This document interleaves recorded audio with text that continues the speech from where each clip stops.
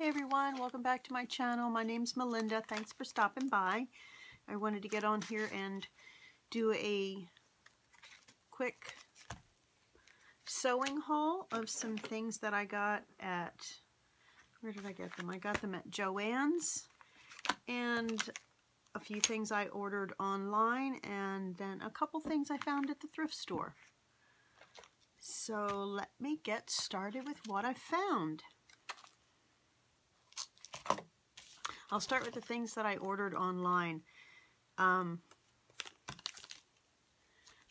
Honeybee, I had to get an upper and lower blades for my serger. My serger is it's a Kenmore 2-3-4 thread serger. Oh, you can see it right there behind me. That's my serger. Anyway, I've been doing a lot of curtains and a lot of slip covers and a lot of upholstery pieces, and I like to finish all of my seams off first with the serger, so the blades were in need of being switched. So from Honeybee's online, I got an upper and a lower. Also online, my husband ordered these for me, and maybe you guys can tell me, are they real? I don't know if they make fake ones or not, but anyway, I got some Kai 9-inch bent handle scissors. This is the way they came. They didn't come in the box that I guess they normally would come in. So I'm really curious to hear what anybody else has to think. I really wanted some Kai scissors. I hear they are like the best scissors, so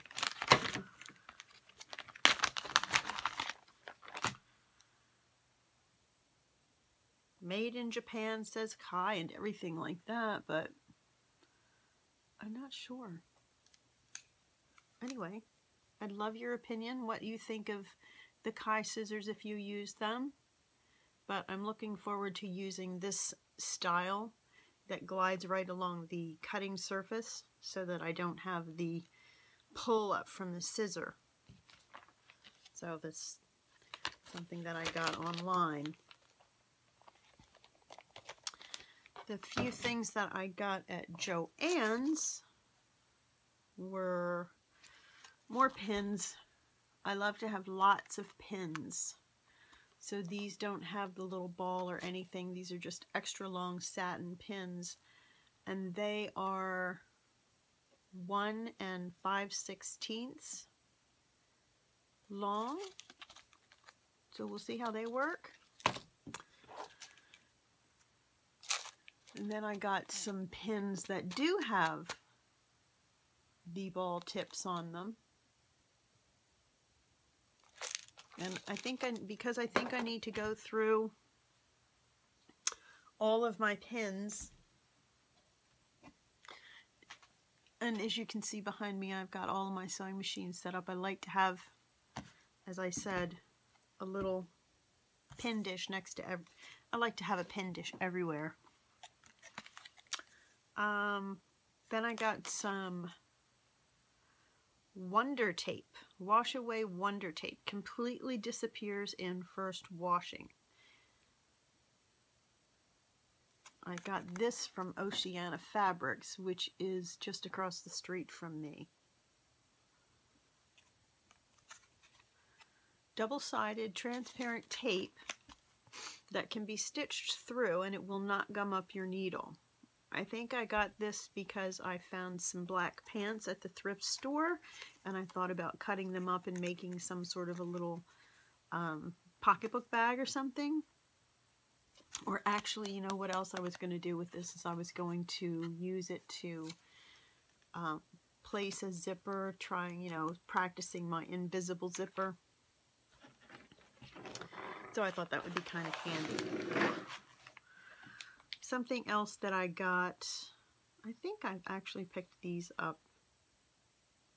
This could have been CV yet. No, it's Fiskars. No, actually I got these at Walmart just because I like to have a ruler placed throughout my sewing area so I don't have to keep reaching for one for hemlines or whatever. I got 2 Fisker rulers, and this one matches. I probably should have gotten a few more, and I may pick up a few more. I like that it has a little hole right here, because when I do a tour I'll show you I put hooks everywhere so that I can hook things as well. Like to have these everywhere along with my pins. Now I saw somebody online that I follow, and I can't think of who it was right now, and if I can remember who it was, I will link them below, but I can't right now. I went to the thrift store, and this is what I found. These are candles. I didn't buy them because they were candles for my sewing room.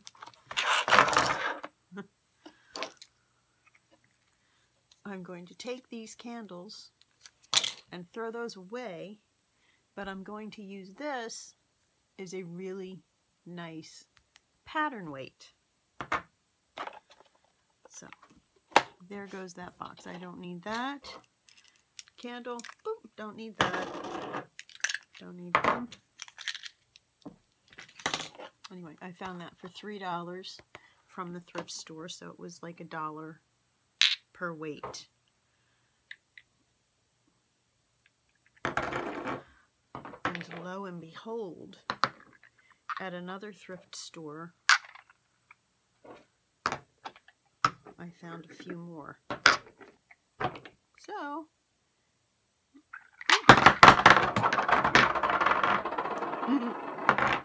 there's my pattern weights.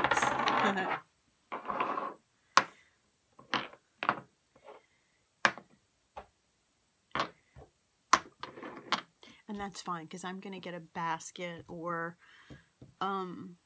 maybe like a square container or something that I can keep underneath of my cutting table, and I can have several of these in the basket so that when I'm cutting out my patterns, they're easy and accessible, and then I don't have to use my pretty pins so much. So, that was something. I apologize for that noise. Now I'll start out with some patterns too, with the patterns that I bought at Joann's. My first pattern is Rachel Comey.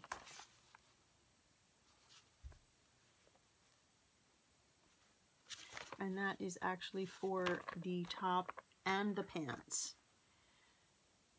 And I think that I bought it because the lines are so interesting on the pants. It has this diagonal line instead of a straight up and down zipper, and the top has lots of pretty lines and areas to decorate with, and I love to look at the patterns and see how they lay it out so that I can study it if I want to do something myself.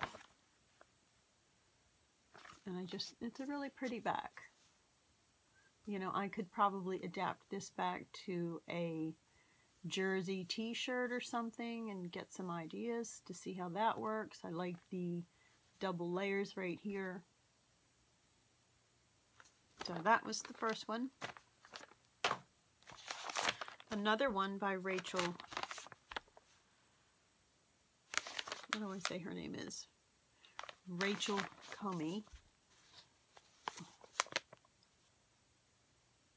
Is this top. And again, the reason that I bought this pattern is because right here and right here, it's got an interesting pocket placement. And I mean, other than that, you look at the line drawings on the back, it seems like it's a pretty basic shirt. I like to see how they create the patterns put the pockets. Yeah, some really interesting seaming right here that you could perhaps pipe in a different color, pipe in a similar color, you know, the same color, different color. The cuffs, this one's cute, it's got cuffs. So,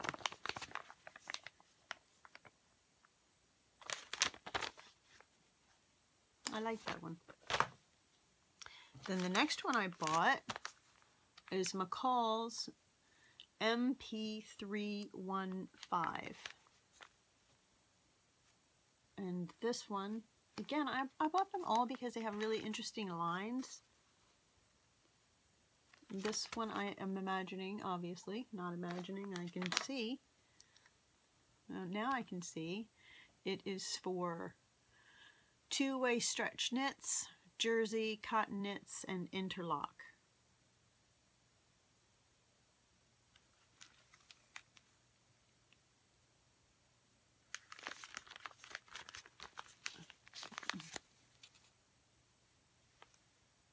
I think the lines on those are really pretty too.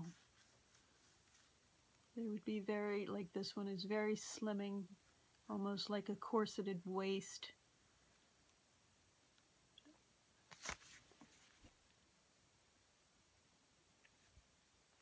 I think I could probably use my serger on the hem and keep it, you know, I could even use the serger as a rolled hem and do it. Anyway, that's on my agenda. Next week I'll show you my fabric haul that I did so that you can see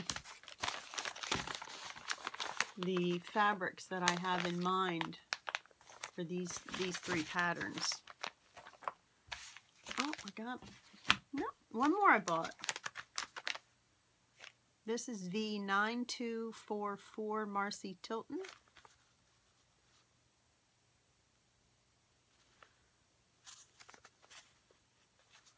Cute hooded shirt with a lot of detailing down the front for fitting, placing some contrast piping, cute little gathered elastics here.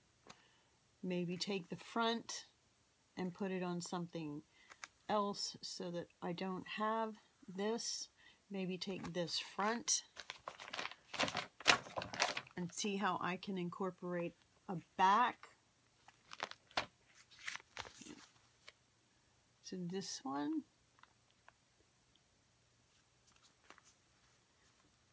and again, next week I'll show you all of the fabric that I got to experiment. Now at the thrift store I found some patterns.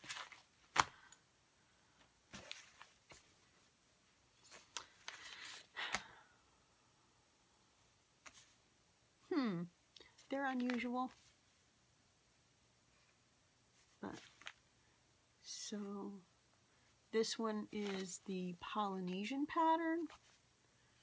Number 129.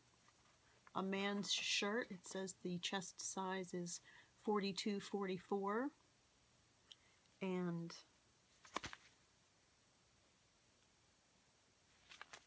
it's interesting. It's your basic shirt. They're showing a long sleeve and a 3/4 sleeve with it.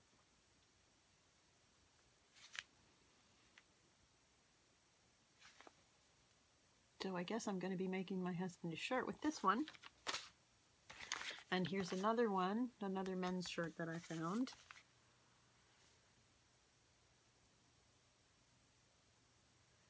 Maybe I got this one to see how they do the placket. There's a placket. Let's see if you can see. If you can see this, this is the front piece. They're showing that the placket looks like it's cut on, so that you would just do some folding and maybe an interface, or you know, a lining or a facing on it. it'll be interesting to read the directions and see how they have us putting, or me putting that together. This one with the front doesn't have the facing that way. So this, for the front panel, doesn't have the facing cut on.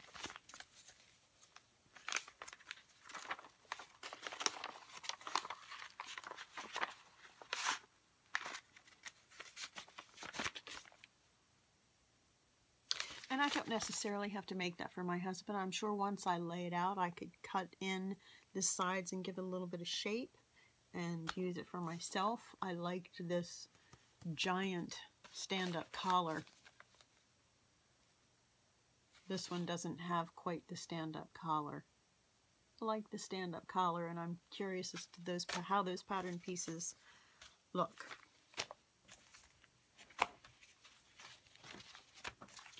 The next pattern that I found at the thrift store was, it's Simplicity 9570, and it's your basic t-shirt, but for a quarter. Again, I can play around with the pattern pieces, and I like the shoulder right here, the raglan sleeve. I have a shirt pattern that I really use all the time right now that doesn't have the raglan sleeve. It has this, I guess it's a set-in sleeve, kind of similar to what I'm wearing. But I thought this would be interesting to try, and something else that I like about this pattern is that it doesn't have elastic at the bottom. So you can see down here on the two line drawings that they just come down. And I just think that's a little bit, personally for me, that's more flattering. I can shape the bottom.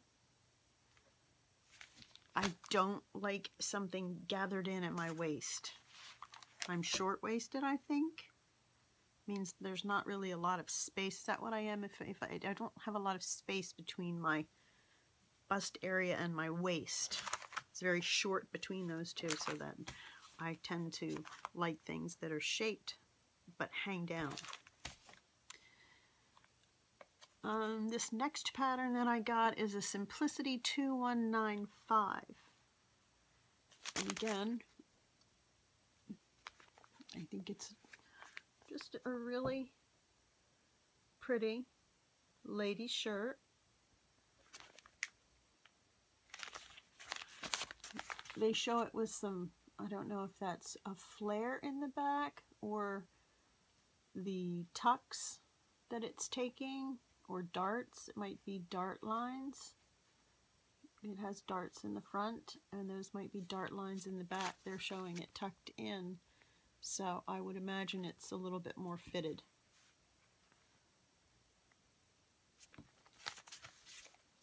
I have not opened these yet, so I don't know much more about them. This one is, I don't know how vintage it is or what. This is Vogue 2178. Vogue Basics Designs.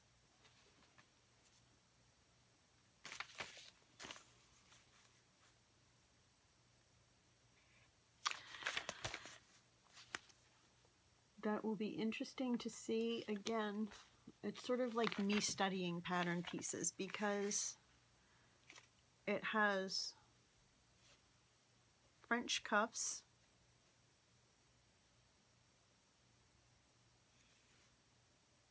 a self fabric belt, and you know what?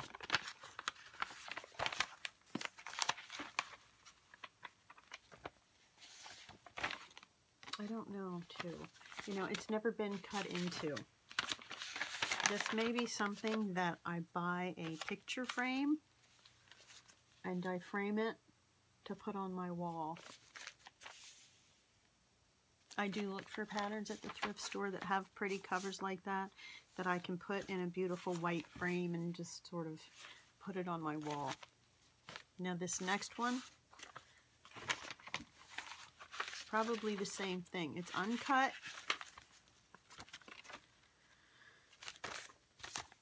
And I'm so sad it's ripping a little bit.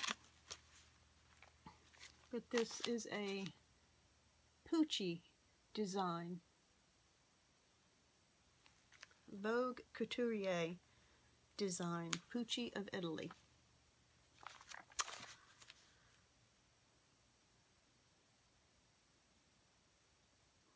Very, very pretty. Look at the detail on the bottom of the skirt, the pleating of the ruffle.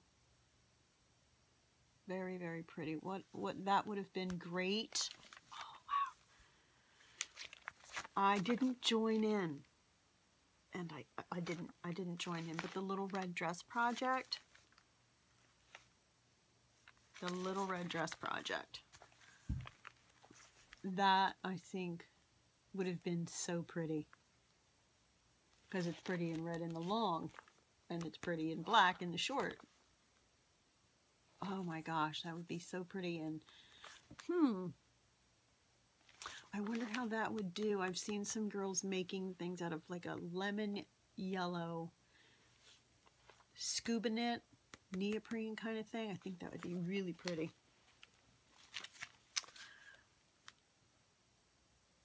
Yeah.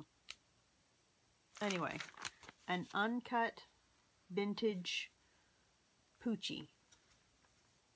Very excited that I found that. And maybe what I will do with these older patterns, the funky ones, the little ones that are a little bit more, maybe I'll get shadow boxes, and then I can put the patterns in there with some little thumbtacks and hold them up, and then when I want to use them, I can take them out and very carefully copy them onto some tracing paper or pattern paper and then put those back. Anyway, that's it. I think that is my sewing haul is what it was. Yep. From the thrift store, from Joann's, and from the people across the street, my Oceana Fabrics, and the internet. Anyway, hope you enjoyed it. Thanks so much for watching, and if you want to see more sewing videos and how-to videos, please click the subscribe button below. Thanks.